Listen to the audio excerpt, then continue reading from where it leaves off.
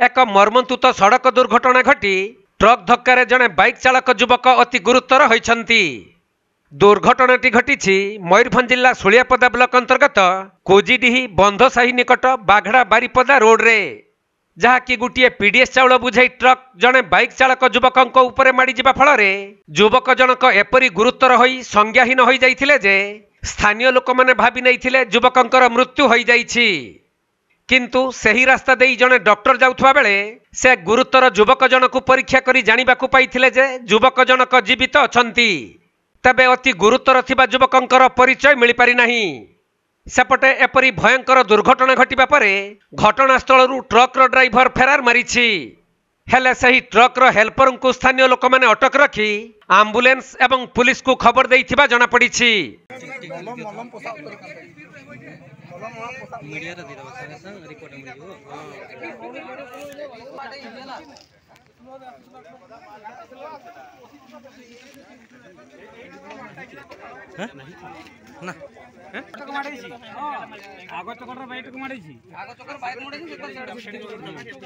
Mayurbhanj Gyanranjan Behera report, Konark live.